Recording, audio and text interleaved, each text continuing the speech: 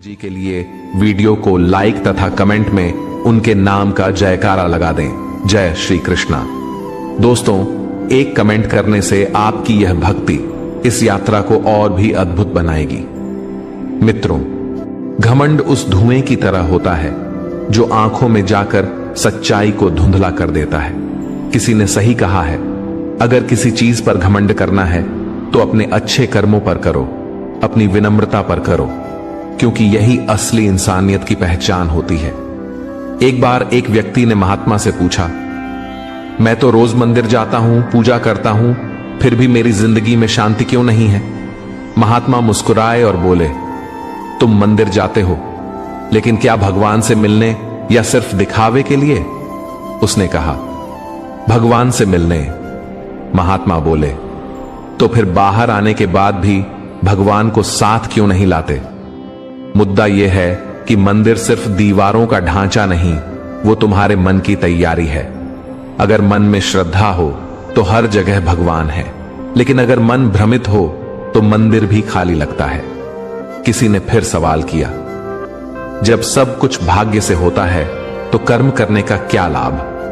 उत्तर मिला, सही है कि भाग्य पहले से लिखा है, लेकिन ईश्वर ने तुम्हें हाथ इसलिए दिए हैं कि अगर कोई पन्ना फट जाए तो तुम नया पन्ना लिख सको। जिंदगी में कभी भी अपनी हालत पर घमंड या निराशा मत करना। वक्त बदलता है, हालात बदलते हैं। एक गरीब लकड़हारा रोज जंगल जाता था। एक दिन उसे जंगल में एक फटे पुराने मंदिर के नीचे एक छोटी सी मूर्ति मिली। उसने उसे उठा लिया और श्रद्धा से अपने झोपड़ी में रख दिया। कुछ ही दिनों में उसकी जिंदगी बदल गई। उसे एक नौकरी मिल गई, उसका घर बन गया, परिवार में सुख शांति आ गई। लोग पूछने लगे, तू तो साधारण इंसान था, ये सब कैसे हो गया? उसने सिर्फ इतना कहा, मैंने भगवान को नहीं बदला, मैंने खुद को बदल लिया। सच यही है, भगवान हर किसी के जीवन में आते हैं। फर्क बस इतना है कि कुछ लोग उन्हें पहचान लेते हैं और कुछ लोग उन्हें इग्नोर कर देते हैं। इसलिए घमंड नहीं, विश्वास रखो, दिखावा नहीं, भक्ति रखो। प्रार्थना सिर्फ होठों से नहीं, दिल से करो, क्योंकि मंदिर वो जगह है जहां तुम अपने आप को खुद से जोड़ते हो और भगवान से मिलते हो।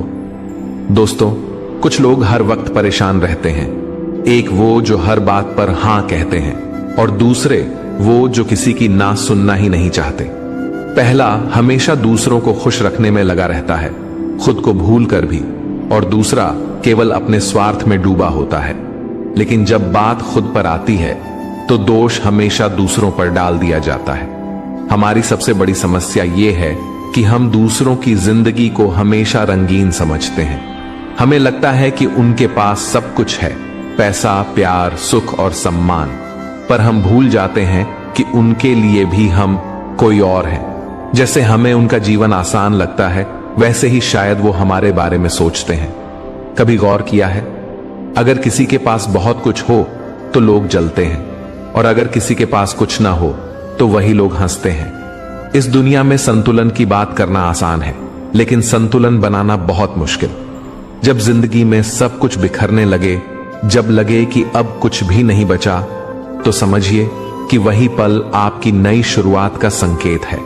हर अंत के बाद एक नई सुबह होती है, बस उस सुबह तक टिके रहना होता है। कभी खुद को इतना मत झुकाओ कि अपनी ही नजरों में गिर जाओ। दूसरों को खुश करते करते कहीं आप खुद को खो ना बैठो। याद रखिए, अगर आप खुद से नजरें नहीं मिला पा रहे तो दुनिया की कोई तारीफ आपको सुकून नहीं दे सकती। आंसुओं को बहने दो, क्योंकि रोना कमजोरी नहीं, बल्कि भीतर के तूफान को बाहर लाने का तरीका है। अगर उन्हें रोक लिया तो वो आंसू ज्वालामुखी बनकर फट सकते हैं, और फिर वो नुकसान कई गुना ज्यादा होता है। टपकती छत में कोई चैन से नहीं रह सकता। इसी तरह जिस दिल में सम्मान ना हो वो ज्यादा देर तक टिक नहीं सकता। रिश्ते इज्जत से बनते हैं, प्यार से नहीं। मित्रों, भगवान श्री कृष्ण ने गीता में कहा था, तारीफ हर किसी को चाहिए, मगर सच्ची तारीफ अक्सर झूठ में लिपटी होती है। लोग वही सुनना चाहते हैं जो उन्हें अच्छा लगे, चाहे वो सच हो या ना हो। और जो कड़वा सच बोल दे वो अपना होकर भी पराया बन जाता है। जिंदगी में मौज और सुकून दोनों की चाह होती है। मौज के लिए पैसा चाहिए और सुकून के लिए अपने लोग। पर आजकल हम मौज में इतने डूबे हैं कि सुकून का मतलब ही भूल गए हैं। कई बार जिन्हें हम अपना मानते हैं वही जख्म दे जाते हैं। जो सबसे ज्यादा करीब होते हैं वही सबसे ज्यादा दर्द देते हैं, क्योंकि उनकी बात दिल में लगती है और जो बात दिल को चीर दे वो घाव बनकर रह जाती है। सम्मान देना ये हमारी आदत है, पर इसी आदत ने हमें सबसे ज्यादा चोट दी है, क्योंकि हर कोई उस सम्मान को समझ नहीं पाता। कुछ लोग उसे कमजोरी समझ लेते हैं और कुछ मौका। अगर आपके पास सब कुछ है फिर भी आप बेचैन हैं तो रुकिए, सोचिए, क्या आप अपनी जिंदगी खुद जी रहे हैं या किसी और की उम्मीदों पर? हम में से ज्यादातर लोग दूसरों की राय से इतने प्रभावित होते हैं कि अपनी सोच खो बैठते हैं। हमें डर लगता है लोग क्या कहेंगे, पर जो लोग आपके दुख में आपके साथ नहीं हैं उनका कहा क्यों सुनना? दोस्तों, दुनिया की नजरों में अच्छा बनने से बेहतर है खुद की नजरों में सच्चा बने रहना। लोगों की भीड़ में अपनी पहचान बनाना मुश्किल नहीं अगर आप अपनी अच्छाई पर कायम रहो। पर हां, इसमें समय लगेगा, धैर्य लगेगा और सबसे ज्यादा खुद पर भरोसा लगेगा। याद रखिए, आपकी कीमत इस दुनिया को तब तक नहीं समझ आएगी जब तक आप खुद को अनमोल न समझें। दूसरों के लिए खुद को मत बदलिए, क्योंकि जो आपको सच में पसंद करते हैं उन्हें आपके चेहरे पर नकाब नहीं चाहिए। आपका दर्द, आपका संघर्ष, आपकी तकलीफ, ये सब आपके अपने हैं। इन्हें स्वीकार कीजिए, गले लगाइए और फिर उनसे बाहर निकलने का रास्ता भी खुद बनाइए। हर रात के बाद एक सुबह होती है, हर आंसू के बाद एक मुस्कान आती है, हर हार के बाद जीत इंतजार कर रही होती है। बस चलते रहिए। याद रखिए, आप अकेले नहीं हैं। हर कोई कहीं ना कहीं कुछ झेल रहा है। बस फर्क इतना है, कुछ मुस्कुराकर सह लेते हैं और कुछ चुपचाप टूट जाते हैं। अपने अंदर की आवाज को सुनिए, कभी कभी वही सबसे सच्ची सलाह होती है। और अंत में खुद से प्यार करना सीखिए, क्योंकि यही पहली और आखिरी सच्चाई है। मित्रों, भगवान श्री कृष्ण कहते हैं कि किसी इंसान को उसके एक दो गलत फैसलों के आधार पर हमेशा के लिए गलत ठहराना बुद्धिमानी नहीं है। यह जीवन तप और आत्मसंयम के जरिए ही आलोकित होता है।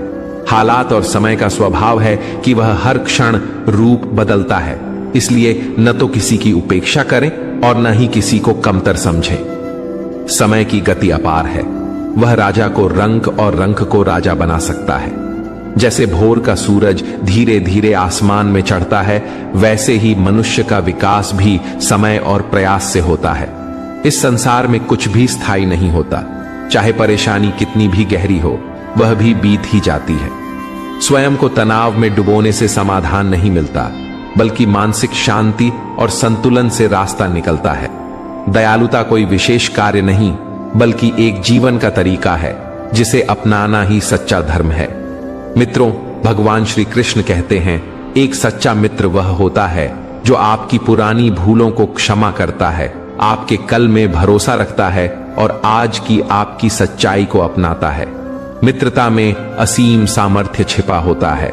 सुदामा ने कोई बल प्रयोग नहीं किया, फिर भी उनका स्नेह श्री कृष्ण को चरण धोने तक ले आया। जहां प्रेम होता है वहां जीत स्वाभाविक है। भगवान श्री कृष्ण यह भी कहते हैं, चिंता मत करो, चिंतन करो, क्योंकि चिंता तुम्हें भीतर से जलाती है, लेकिन चिंतन तुम्हें सत्य की ओर ले जाता है। जीवन में जब गिरावटें आती हैं, तभी हमारी सोच और नजरिया हमें संबल देते हैं। सकारात्मक मन, स्पष्ट लक्ष्य और नियमित ध्यान, ये ऐसे औजार हैं जिनसे हम हताशा की दीवारें तोड़ सकते हैं। जीवन रुकने का नाम नहीं, यह आगे बढ़ते जाने का रास्ता है। मुश्किलें आएंगी, लेकिन तुम्हारे भीतर जो सामर्थ्य है वह हर तूफान से बड़ी है। निराशा एक क्षणिक अनुभूति है, उसे समझो लेकिन हावी मत होने दो। चिंता तुम्हारे आत्मविश्वास को चुप करा देती है, लेकिन आत्मचिंतन तुम्हारी आत्मा को जागृत करता है। इसलिए स्वयं को समझो, मन की गहराइयों में झांको और अपने जीवन को सच्चाई, संतुलन और समझदारी से सार्थक बना सकते हैं। कुरुक्षेत्र की युद्ध भूमि में जब अर्जुन ने सामने अपनों को युद्ध के लिए तैयार खड़े देखा तो उसके मन में दुविधा और असमंजस का बादल छा गया। मन की इस उलझन में वह अपने धर्म और लक्ष्य से भटक गया। उसी क्षण भगवान श्री कृष्ण ने केवल अर्जुन को नहीं बल्कि समस्त मानवता को चिंता से उबरने का समाधान दिया, और वह था श्रीमद् भगवद गीता का दिव्य उपदेश। गीता के ज्ञान से अर्जुन को आत्मबोध हुआ और वह फिर से अपने कर्म पथ पर लौट सका। मित्रों, भगवान श्री कृष्ण कहते हैं, चिंता को त्यागो और आत्मचिंतन से रास्ता खोजो। हर सुबह को एक अवसर मानो और आशा के साथ आगे बढ़ो। तुम्हारे अंदर जो आत्मशक्ति है वह किसी भी विपत्ति को मात दे सकती है। इसीलिए मुस्कुराओ और निरंतर प्रगति की ओर बढ़ते रहो। वह रात्रि में आता है जब सब सो जाते हैं, लेकिन यदि वह आकाश की डाली पर सो रही चिड़िया को गिरने नहीं देता तो तुम्हें क्यों गिरने देगा? बस श्रद्धा रखो। जब वक्त सही होगा तो तुम्हें कल्पना से भी अधिक मिलेगा। इस संसार में सभी अपने अपने जीवन की राह में व्यस्त हैं, इसलिए तुम्हारे सपनों की फिक्र किसी को नहीं है। इसलिए आत्मनिर्भर बनो, अकेले चलने की हिम्मत रखो, धैर्य और आशा को थामे रहो, क्योंकि जिसने तुम्हारी कहानी लिखी है वह स्वयं सृष्टि का रचयिता है। हम अक्सर यह सोचते हैं कि लोग हमारे बारे में क्या धारणा बनाएंगे, पर क्या कभी आपने विचार किया कि ईश्वर तुम्हारे कर्मों को कैसे देखता है? मित्रों, भगवान श्री कृष्ण कहते हैं, सच्चे मूल्य ही जीवन की असली पूंजी है। जब हम अच्छे संस्कारों का पालन करते हैं तो न केवल अपना जीवन निखारते हैं बल्कि पूरे समाज को रोशनी देते हैं। जीवन में ज्ञान जरूरी है, लेकिन भावनाओं की महत्ता और भी अधिक है। यदि आपके विचार नेक हैं तो जीवन स्वयं ही उजियारा हो जाएगा। एक विद्वान के दो अनुयायी थे। दोनों ईश्वर की पूजा में लीन रहते थे, परंतु एक हर्षित था और दूसरा हमेशा चिंतित रहता। जब गुरु का देहांत हुआ तो दोनों योग बल से दिव्य लोक पहुंचे, परंतु वहां भी वही स्थिति थी। खुश रहने वाला वहां भी प्रसन्न था, जबकि दुखी शिष्य वहां भी असंतोष में डूबा रहा। वह दुखी होकर गुरु के पास पहुंचा और बोला, गुरुदेव, ऐसा कहते हैं कि भक्ति से स्वर्ग सुखद होता है,